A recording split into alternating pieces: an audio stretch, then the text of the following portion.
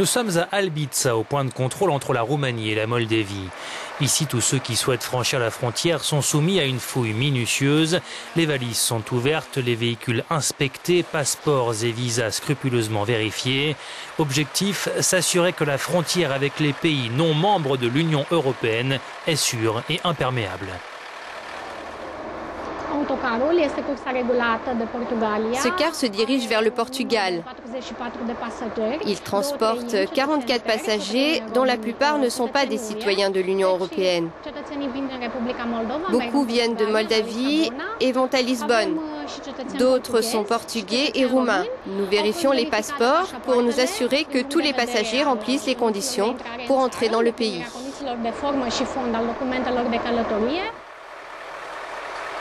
La Roumanie a dépensé 1 milliard d'euros pour renforcer la surveillance de ses frontières. Ces hommes travaillent avec du matériel dernier cri, comme ces caméras à vision nocturne. Rien n'a signalé cette nuit, mis à part quelques bergers et des animaux. Mais 2 jours plus tôt, 3 immigrés clandestins ont été interceptés à la frontière. Pour les autorités roumaines, c'est la preuve que Bucarest est prêt à intégrer l'espace Schengen. Un espace où chaque citoyen européen peut voyager librement sans contrôle de passeport. La Roumanie formerait la limite orientale de cette zone frontalière de la Moldavie et de l'Ukraine. Mais certains États membres de l'Europe s'y opposent. Le mois dernier, la Roumanie et la Bulgarie ont pour la 2e fois cette année été refoulés de l'espace Schengen. Le lendemain matin, retour au point de contrôle d'Albița. Nous y voyons des chiens renifleurs et des unités spéciales traquer les contrebandiers. Cet inspecteur de police aux frontières ne comprend pas pourquoi la Roumanie ne peut toujours pas intégrer l'espace Schengen.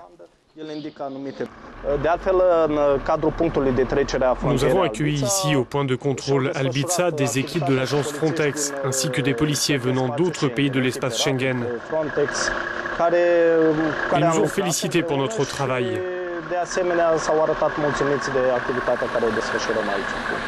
J'ignore pourquoi la Roumanie n'a pas été autorisée à rejoindre Schengen. Je peux juste vous dire que je suis déçu.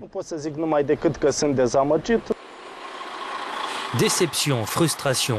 Pourquoi la Roumanie, qui remplit pourtant les critères techniques, reste-t-elle aux portes de l'espace Schengen ? Les gouvernements hollandais et finlandais soulignent que Bucarest n'a pas fait assez pour lutter contre la corruption et le crime organisé et qu'elle doit redoubler d'efforts pour sécuriser ses frontières. Des critiques injustes pour le directeur de l'unité roumaine de lutte contre la corruption. La lutte contre la corruption vient d'être ajoutée à la liste des conditions requises pour intégrer Schengen. C'est donc une condition nouvelle pour les candidats à Schengen. Ceux qui sont déjà dans la zone n'ont pas eu à la remplir. Et la question n'avait pas été soulevée non plus quand la Roumanie a adhéré à l'Union européenne. Nous devions seulement remplir des critères techniques. J'estime que les règles doivent être établies au début de la partie et non pas en plein milieu. C'est injuste.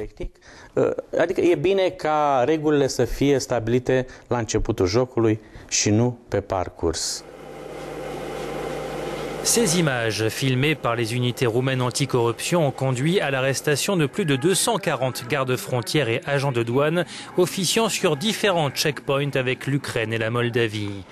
Les auteurs du coup de filet y voient la preuve de l'efficacité du travail de surveillance réalisé aux frontières. Mais pour le chef de la police roumaine, les résultats dans le domaine de la lutte contre la corruption demeurent insuffisants.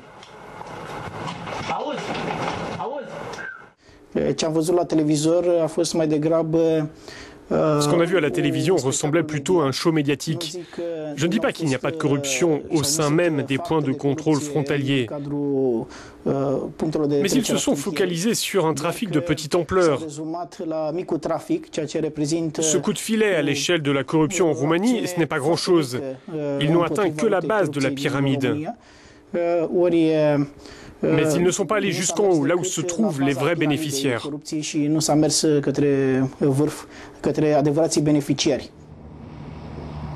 La Roumanie est avec la Bulgarie le pays le plus pauvre de l'Union européenne. Et pour beaucoup, corruption et pauvreté sont liées dans un cercle vicieux. En 2007, quand Bucarest et Sofia ont intégré l'Union européenne, des promesses ont été faites pour mettre en œuvre des réformes judiciaires et institutionnelles. 4 ans plus tard, aucune de ces réformes n'a été conduite à son terme. Pour le directeur de Transparency International, Bucarest ne doit pas reprocher à Bruxelles de traiter les Roumains comme des citoyens européens de seconde classe. Ce n'est pas une question de double standard. Il s'agit d'un problème lié à la sécurité du système de Schengen et à la sécurité de nos partenaires européens dans ce mécanisme. Voilà où est le problème. Et si les autorités roumaines ont envie de le comprendre, elles vont parvenir à le résoudre. Si elles ne veulent pas le comprendre, eh bien, elles vont continuer à se plaindre, à parler des doubles standards, à pleurer et à faire appel aux sentiments nationalistes. Elles ne vont pas résoudre le problème finalement. Retour à la frontière entre la Roumanie et la Moldavie. Ces chauffeurs de camions en ont assez à la fois des queues interminables, mais également des politiques. Ils accusent leur gouvernement d'avoir coupé dans les budgets et reprochent aussi à Bruxelles de leur demander de s'adapter beaucoup trop vite. Il n'y a pas assez de personnel, il n'y a que 2 douaniers pour toutes ces voitures. Le président Băsescu a supprimé des postes et j'ai cru comprendre qu'il comptait en supprimer davantage. Si ça continue comme ça, les queues iront jusqu'à la frontière de l'Ouest.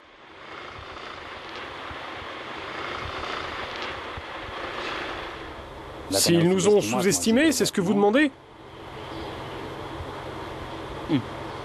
Oui, un peu. On ne peut pas arriver à leur niveau comme ça d'un coup.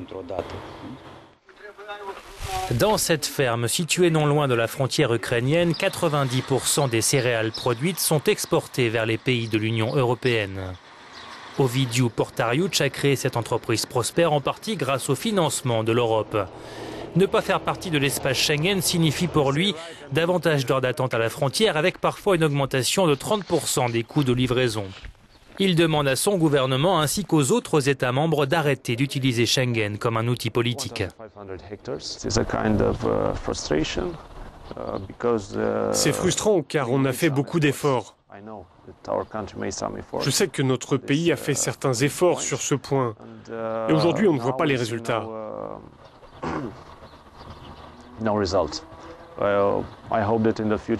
J'espère que ce sera bientôt résolu. Si c'est le cas, tout le monde sera gagnant. Sinon, on voit ça comme des doubles standards. Nos pays, la Roumanie et la Bulgarie, ne sont pas jugés comme les autres. Ce n'est peut-être pas le cas, mais en tout cas, c'est comme ça qu'on le ressent.